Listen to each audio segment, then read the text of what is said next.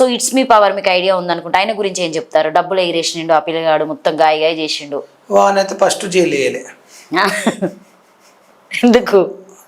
ఎందుకంటే ఎవరైనా డబ్బులు అనేది లక్ష్మీదేవి, అది అట్లా ఎగిరేయడం కరెక్ట్ అయిన డబ్బులను కానీ ఎందుకు మరి? ఇగో ఇప్పుడు ఒకటి బెట్టింగ్ యాప్ వచ్చిందని చెప్పేసి అందరు బయటకు వచ్చిరు, వాళ్ళు బయటకు వచ్చారు కదా. ఫస్ట్ క్వశ్చన్ బెట్టింగ్ యాప్ వల్ల బయటకు వచ్చిండ్రు. ప్రభుత్వము మరి ఇప్పుడు ఆ అబ్బాయి ఆ బెట్టింగ్ యాప్లు చేసి పైసలు ఇట్లా జల్లి కట్టలు చూపించినప్పుడు చర్య ఎందుకు తీసుకోలేకపోయారు? First question. వాళ్ళు ఎందుకు జైలు వేయలే అప్పుడు? అవును, ఎంత మోసం చేసినట్ల డబ్బులు వానుకుంటే ఉండని ఏంది ఇట్లా లక్ష్మీదేవిని రోడ్డు మీద చల్లడం ఏంది? అది ఎంతవరకు కరెక్ట్? అది తప్పు కదా. ఆ విషయంలో అయితే ఫస్ట్ వాళ్ళు జైలు వేయాలి. ఎందుకంటే అంత ఎంత గుద్ద బల్పు డబ్బు ఉన్నా ఎవరు వారేసుకోరు. ఇప్పుడు అంబానికి డబ్బులు మస్తున్నాయి, ఇప్పుడు సీఎంలో డబ్బులు మస్తుంటాయి, ఎవరు వారేస్తుండ్రా? చల్తుండ్రా ఇట్లా? మరి ఎలా పారేస్తారు అట్లా రోడ్డు పైన డబ్బులు?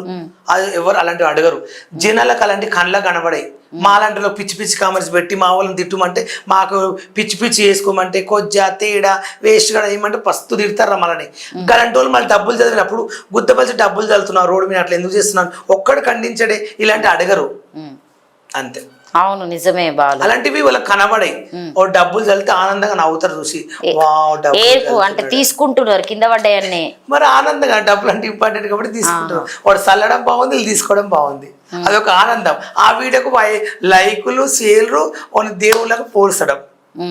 మనిషేనా వాడు? వాళ్ళ వైఫ్ కూడా, ఆ అమ్మాయి కూడా చేసింది కదా బెట్టింగ్ యాప్స్, ప్రమోషన్స్ కూడా చేసినట్టుంది దాని మీద. ఏమి భర్త ఏం చెప్తే పిల్లలు ఆ మాట వింటారు, చేయకుండా ఉంటుందా? ఆయన చెప్పింది ఆమె వినాలి కదా. అలాంటి వాళ్ళకి న్యాయం ఉంది. మోసం చేసే వాళ్ళు దోచుకునే వాళ్ళని నమ్ముతారు, నిజాయితీ ఉన్న వాళ్ళని నమ్మరు. నా లైఫ్లో అదొకటి నేను తెలుసుకున్నది.